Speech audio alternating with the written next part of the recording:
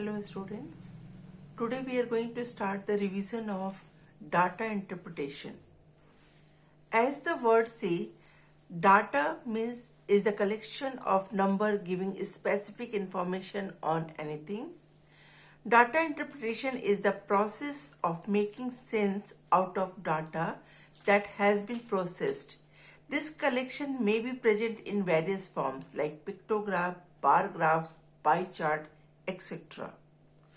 First, we are going to begin with the bar graph, a diagram that uses vertical or horizontal bars of equal width proportional to the given numerical data is called bar graph. Okay, bar or column. This is called column also. So you can see that all the bars are of equal width. Okay, this is the vertical bar graph. All the bars are of equal width and all are at the equidistance from the each other. Clear? So this is called the vertical bar graph and another one is called horizontal bar graph. Horizontal bar graph is parallel to x-axis and vertical bar graph is parallel to y-axis. Clear to you? These are the two axes and this is called x-axis and this is called y-axis. Clear? The perpendicular line is called the y-axis and this horizontal line is called the x-axis. So these are the two types of bar graph. The first exercise is exercise 13a. The graph given here shows the numerical number of students of class 1 to 5 in school. Study the graph and answer the questions. This graph is given here. Okay, we have to study this graph and we have to answer the questions. The first question is how many students are there in following classes? Class 1. So if you see this graph, you can see in class 1 how many students? It is 25 students. Class 2, it is 30 students. Class 3, it is 20 students. Class 4, it is 25 students. And class 5, it is 35 students. Okay. Now second question is which class has maximum number of students? So from this picture it is clear that class 5 is having maximum number of students. Okay. Now class 5 is having maximum number of students. The second question is which class has least number of students? You can see that class 3 is having only 20, so it is the least number of students. How many more students are there in class 2 than in class 4?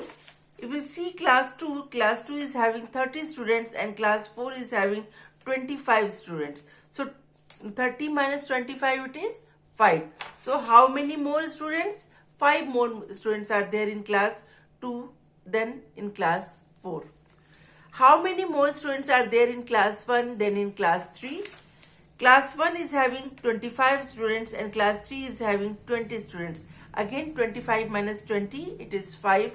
So answer is 5 more students are there in class 1 than in class 3. This is clear to you. Now we are switching to the second exercise. Second exercise is a type of data handling. It is called circle graph. Circle graph or pie chart is a graphical representation of data in the form of a circle in which various observations or components are represented by the sector of a circle and the whole circle represents the sum of the values of all components. Okay, if you will see this pie chart and these pie charts, each part is called sector. So when two radius are meeting, this is center, this is the two radius. When two radius are making one area, means this is arc and these two are radius. When we are taking this area is called, this colored area is called sector.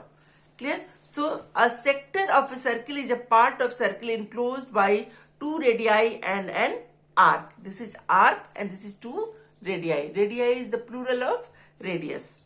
Okay. So question is exercise 13b.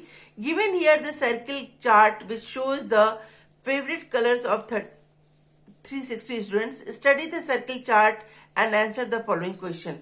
Which color is the favorite of most of the students? If you see this pink color is the having big sector, it means pink color is the favorite of maximum students. Do more students like pink or blue? You can see blue is having a small sector and pink is having big sector. So it means which color they like, more students like, they like pink color. So this is all about the exercise 13A and 13B. Now we are switching to the chapter revision.